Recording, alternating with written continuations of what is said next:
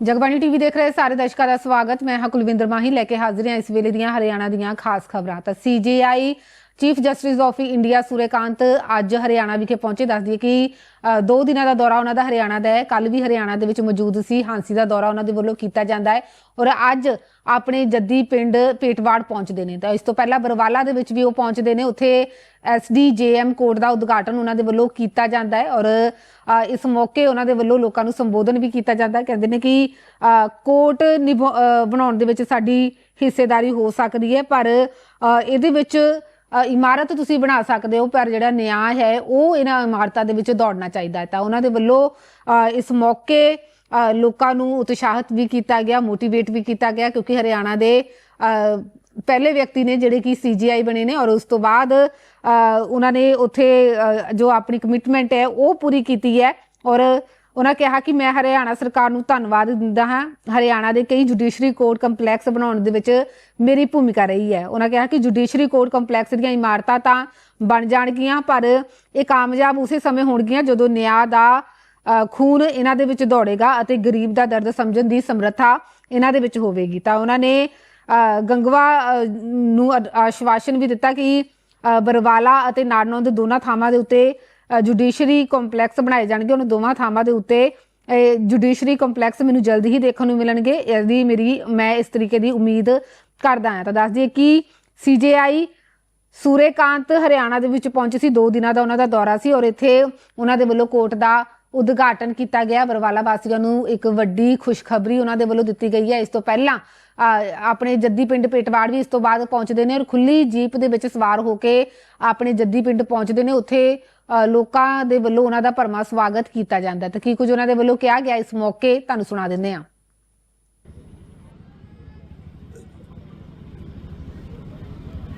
शुरू से जुड़ा हुआ हूं, यहीं पैदा हुआ, यहीं प्राइमरी स्कूल में पढ़ा जो गांव के दूसरे छोर पर है, और इसी हाई स्कूल में जो बिल्कुल साथ लगता है, यहीं से हमने मैट्रिकुलेशन का एग्जाम पास किया। जैसा भी उस वक्त विकास की स्थिति रही गांव में, उसके मुकाबले में मैं फिर भी मानता हूं कि पेटवाड़ शिक्षा के मामले में इतना आगे जरूर था कि प्राइमरी स्कूल भी था, बेटियों के लिए भी उस वक्त एक मिडिल स्कूल था और को एजुकेशन का हमारा हाई स्कूल था। परंतु गांव के बच्चों को शिक्षा प्राप्त करने में उस वक्त काफी संघर्ष करना पड़ता था। उस संघर्ष की स्थिति हम सभी ने भी उस वक्त झेली। कई बार टीचर्स नहीं होते थे और खासकर मुझे याद है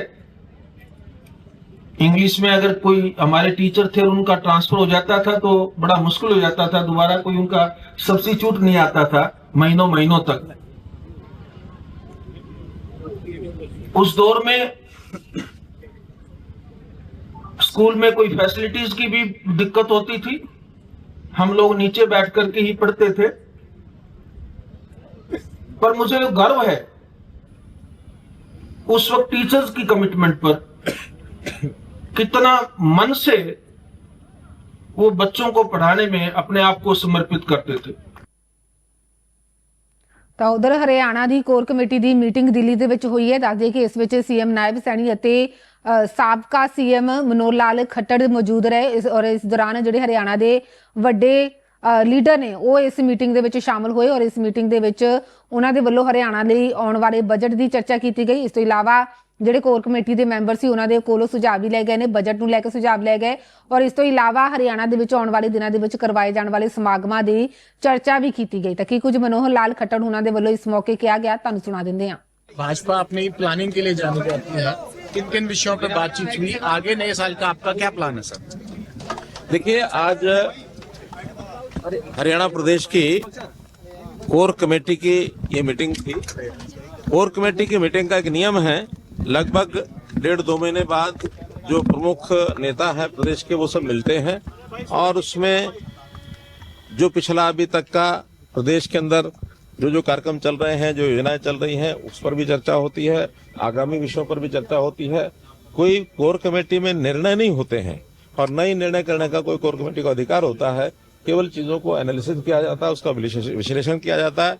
हाँ, इस बार चूंकि बजट अब आने वाला है तो मुख्यमंत्री जी ने बताया है कि बहुत से वर्गों से बहुत से स्थानों पर जाकर बजट के संबंध में कुछ बातचीत आई है, सुझाव आया है। कोर कमेटी के सदस्यों को भी कहा गया है कि उनके भी कुछ सुझाव होंगे तो वो बताएंगे। अभी विधायकों की बैठक भी उन्होंने करनी है ताकि सबसे, क्योंकि जो से बजट की कंसल्टेशन मीटिंग्स मुख्यमंत्री के नाते से लगातार हर वर्ष होती ही हैं, वो करनी ही होती हैं। उसी में से एक अच्छा बजट बन करके निकल करके आए, इसकी सब चर्चा होती है। कुछ कार्यक्रमों की भी चर्चा हुई, जैसे अटल जी का ये शताब्दी वर्ष जैसे चल रहा है उस संबंध में क्या क्या कार्यक्रम हुए। इसी प्रकार से आत्मनिर्भर भारत उस नाते से कार्यक्रमों की ये भी चर्चा हुई है, क्या कार्यक्रम हो गए, क्या आगे होने वाले हैं। 12 जनवरी को जो इस समय वर्तमान में राष्ट्रीय अध्यक्ष जो हमारे बने हैं, कार्यकारी राष्ट्रीय अध्यक्ष नितिन नवीन जी, उनका एक दिन का दौरा गुरुग्राम में है। उस कार्यक्रम का अच्छा प्रभावी ढंग से वो कार्यक्रम हो जाए, उसकी भी चर्चा हुई है। तो ऐसे सब कार्यक्रमों की चर्चा होती है और आगामी भी इस प्रकार के जो काम और रह गए हैं, बाकी होने वाले हैं, सब लोग उसको ठीक से कराएं। कहीं कहीं चुनाव का जैसे विषय, 3 कारपोरेशन के चुनाव आने वाले हैं, कभी भी घोषित हो सकते हैं, जिसमें सोनीपत है, अंबाला है और पंचकुला है, तीनों। ਤਾਂ ਉਧਰ ਮਨਰੇਗਾ ਸਕੀਮ ਦਾ ਨਾਮ ਬਦਲਣ ਤੇ ਹੋਏ ਵਿਵਾਦ ਨੂੰ ਲੈ ਕੇ ਵੀ ਮਨੋਹਰ ਲਾਲ ਖੱਟੜ ਹੁਣੀ ਬੋਲੇ ਨੇ। ਉਹਨਾਂ ਕਿਹਾ ਕਿ ਸਕੀਮ ਦਾ ਸਿਰਫ ਨਾਮ ਨਹੀਂ ਬਦਲਿਆ ਗਿਆ, ਇਸ ਦੇ ਵਿੱਚ ਹੋਰ ਵੀ ਕਈ ਵੱਡੇ ਬਦਲਾਅ ਕੀਤੇ ਗਏ ਨੇ, ਜਿਸ ਦੇ ਤਹਿਤ ਜਿਹੜੇ ਮਜ਼ਦੂਰ ਨੇ ਉਹਨਾਂ ਨੂੰ 100 ਦੀ ਜਗ੍ਹਾ 125 ਦਿਨ ਰੋਜ਼ਗਾਰ ਮਿਲੇਗਾ। ਇਸ ਤੋਂ ਇਲਾਵਾ ਕਿਸਾਨੀ ਨੂੰ ਇਸ ਦੇ ਨਾਲ ਜੋੜਿਆ ਗਿਆ ਹੈ। ਹੋਰ ਵੀ ਜਿਹੜੇ ਅਗਾਂਹ ਵਧੂ ਪਿੰਡਾਂ ਦੇ ਕੰਮ ਨੇ ਉਹ ਇਸ ਦੇ ਰਾਹੀਂ ਕਰਵਾਏ ਜਾਣਗੇ। ਤਾਂ ਪੰਚਾਇਤਾਂ ਦੇ ਕੰਮਾਂ ਨੂੰ ਵੀ ਮਨਰੇਗਾ ਨੂੰ ਬਦਲ ਕੇ ਜਿਹੜੀ VVG ਰਾਮ ਜੀ ਸਕੀਮ ਬਣਾਈ ਗਈ ਹੈ ਤਾਂ ਉਸ ਦੇ ਵਿੱਚ ਕਰਵਾਇਆ ਜਾਵੇਗਾ, ਜਿਸ ਦਾ ਲਾਭ ਲੋਕਾਂ ਨੂੰ ਵੀ ਮਿਲੇਗਾ, ਪਿੰਡਾਂ ਨੂੰ ਵੀ ਮਿਲੇਗਾ। ਤਾਂ ਇਸ ਮੌਕੇ ਉਹਨਾਂ ਦੇ ਵੱਲੋਂ VVG ਰਾਮ ਜੀ स्कीम ਨੂੰ ਲੈ ਕੇ ਕੀ ਕੁਝ ਕਿਹਾ ਗਿਆ ਤੁਹਾਨੂੰ ਸੁਣਾ ਦਿੰਦੇ ਹਾਂ। लगा दी जाएगी, प्रदेश अध्यक्ष हमारे उनकी जिम्मेदारियां लगाएंगे ताकि उसको आगे बढ़ा करके काम को चला। सर, VVG राम जी को लेकर लगातार विपक्ष अभी भी निशाना साध रहा है, क्या लगता है क्यों आखिरकार उनको सही नहीं लग रहा अभी तक, ये क्यों नहीं इसको एक्सेप्ट कर पा रहे? देखिए, जिस किसी के पास मुद्दे नहीं होते तो ऐसे ही अंधेरे में तीर चलाने का विपक्ष का एक स्वभाव रहा है, बल्कि बहुत सी चीजें ऐसी जो उनके समय की योजनाएं थी उसमें और अच्छी जोड़ करके VVG राम जी को, जी राम जी का ये जो कार्यक्रम बनाया गया है, इसमें बहुत से नए पहलू जोड़े गए हैं। जैसे उसके अंदर एक तो 100 दिन की बजाय 125 दिन का एक उनको अवसर मिलेगा सभी ऐसे वर्ग के लोगों को जिनको रजिस्टर किया है, जिनको मजदूरी, जिनको दूसरा ये सारे काम अब ग्राम सभा में तय होंगे, जो पहले किसी भी लेवल पर तय हो जाते थे और उनको काम मिलता था नहीं मिलता था, वो अपने अपने तरीके से चाहते लोगों को काम देते रहे होंगे। लेकिन अब सब चीज ऑनलाइन होगी और ऑनलाइन में सब लोगों को जो रजिस्टर्ड है उनको काम मिलेगा।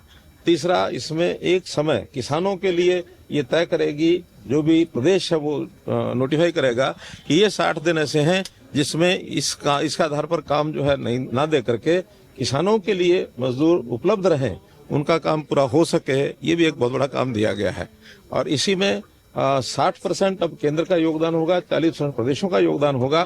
उसमें प्रदेश थोड़ा और अच्छे प्रकार से उसको मॉनिटर कर सकेंगे, ठीक प्रकार से काम कर सकेंगे, उनका भी उसमें भागीदारी रहेगी। विपक्ष यही कह रहा है कि 40% तो आप लोगों ने स्टेट पे डाल दिया और सेंटर ने अपना बोझ कम कर लिया, इसलिए मजदूरों का नुकसान हो। देखिए, इसमें अगर स्टेट ने 40% का योगदान यहाँ करना है और केंद्र यहाँ कुछ कम करेगा, केंद्र और योजनाओं पर देगा। केंद्र की ओर से दिया जाने वाला पैसा ये तय होता है कि हर प्रदेश को कितना पैसा देना है, वो एक स्कीम में दे अथवा दूसरी स्कीम में दे, उसमें कोई अंतर नहीं है। क्योंकि जितना भी केंद्र का अपनी आय होती है, इनकम होती है, जो रेवेन्यू आता है, उस रेवेन्यू का एक पोर्शन हर एक स्टेट को दिया जाता है, वो फिक्स है। अगर यहाँ कम किया है तो कहीं और बढ़ाएंगे, उतना पैसा उनको मिलेगा ही। लेकिन इस योजना में प्रदेश भी जिम्मेवारी से काम कराएं, इसलिए जिम्मेवारी के नाते से उनकी थोड़ी जिम्मेवारी बढ़ाई है। 10% तो पहले भी देते ही थे। ਤਾਂ ਉਧਰ ਹਰਿਆਣਾ ਦੇ ਸੂਬਾ ਪ੍ਰਧਾਨ ਮੋਹਨ ਲਾਲ ਬਡੋਲੀ ਵੀ ਇਸ ਕੋਰ ਕਮੇਟੀ ਮੀਟਿੰਗ ਦੇ ਵਿੱਚ ਸ਼ਾਮਲ ਹੋਏ। ਉਹਨਾਂ ਨੇ ਹਰਿਆਣਾ ਦੇ ਵਿੱਚ ਆਉਣ ਵਾਲੇ ਸਮੇਂ ਦੇ ਵਿੱਚ ਜੋ ਕੰਮ ਹੋਣ ਵਾਲੇ ਨੇ ਉਹਨਾਂ ਦੇ ਉੱਤੇ ਚਰਚਾ ਬਾਰੇ ਵਿਸਥਾਰਪੂਰਵਕ ਚਰਚਾ ਕੀਤੀ। ਉਹਨਾਂ ਕਿਹਾ ਕਿ ਇਸ ਜੋ ਕੋਰ ਕਮੇਟੀ ਦੀ ਮੀਟਿੰਗ ਸੀ ਤਾਂ ਹਰਿਆਣਾ ਦੇ ਵਿੱਚ ਆਉਣ ਵਾਲੇ ਜਿਹੜੇ ਸਮਾਗਮ ਨੇ ਉਹਨਾਂ ਦੇ ਉੱਤੇ ਚਰਚਾ ਕੀਤੀ ਗਈ ਔਰ ਦੂਸਰੇ ਪਾਸੇ ਹਰਿਆਣਾ ਨੂੰ ਆਤਮਨਿਰਭਰ ਹਰਿਆਣਾ ਔਰ ਪੂਰੇ ਭਾਰਤ ਨੂੰ ਆਤਮਨਿਰਭਰ ਅਤੇ ਵਿਕਸਿਤ ਭਾਰਤ ਬਣਾਉਣ ਦੇ ਜੋ ਟੀਚਾ ਮਿੱਥਿਆ ਗਿਆ ਹੈ ਤਾਂ ਉਸ ਬਾਰੇ ਚਰਚਾ ਕੀਤੀ ਗਈ। ਤਾਂ ਕੀ ਕੁਝ ਉਹਨਾਂ ਦੇ ਵੱਲੋਂ ਇਸ ਮੀਟਿੰਗ ਨੂੰ ਲੈ ਕੇ ਕਿਹਾ ਗਿਆ ਤੁਹਾਨੂੰ ਸੁਣਾ ਦਿੰਦੇ ਹਾਂ। बीजेपी कोर ग्रुप की इस बैठक में किन महत्वपूर्ण मुद्दों पर आज आज ये जो हरियाणा प्रदेश की कोर कमेटी की जो बैठक हुई है और इसमें हमारे राष्ट्रीय अध्यक्ष नितिन नवीन जी 12 जनवरी को युवा दिवस उस पर एक भव्य प्रोग्राम गुरुग्राम में होगा, उसकी पूरी तैयारियों की चर्चा इसमें हुई है। और श्रद्धेय पूर्व प्रधानमंत्री भारत रत्न अटल बिहारी वाजपेयी जी का जो शताब्दी वर्ष रहा है और पूरे वर्ष भर जो शताब्दी वर्ष के कार्यक्रम रहेंगे उन पर विस्तार से चर्चा हुई। और आत्मनिर्भर भारत किस प्रकार से, और बहुत सारे प्रोग्राम पार्टी के चले हैं, आत्मनिर्भर भारत बने। और हमारे जो बहुत सारी इकाइयां हैं, स्थानीय निकाय है, परिषद है, पालिकाएं हैं, बहुत सारी ऐसी संस्थाएं हैं, हम फोकस करेंगे कि उनको एक टारगेट देंगे ताकि वो सभी संस्थाएं आत्मनिर्भर बने। और जिस प्रकार से जीएसटी में बदलाव हुआ है उसका लाभ पूरे देश को मिला है, उस पर चर्चा हुई है। और जो पूरे देश में एसआईआर की प्रक्रिया चली है और ये हरियाणा प्रदेश में भी चलेगी, उससे पहले ही भारतीय जनता पार्टी BLA 2 की नियुक्ति करते हुए अपने कार्यकर्ताओं को प्रशिक्षण देने का हम काम करेंगे। और सर, निकाय चुनाव पे जो निकाय चुनाव के जो कैंडिडेट्स हैं उनके नाम के चयन को लेकर, उसके नाम को चयन को लेके हमारी कमेटियां बनेंगी और हम उस कमेटी के माध्यम से नाम लेंगे। और पूरी तैयारी के साथ जब भी 2026 में निकाय के चुनाव होंगे उसमें पार्टी की भागीदारी रहेगी। और भारतीय जनता पार्टी का जो काम करने का जो सिस्टम है हमारा, बूथ से लेके और प्रदेश स्तर तक की जो इकाइयां बनेंगी, और इस प्रकार से भारतीय जनता पार्टी पूरे वर्ष भर के जो कार्यक्रम चल रहे हैं उन पर चर्चा हुई है। और जो स्थानीय निकाय के चुनाव है उसको लेकर चर्चा हुई है।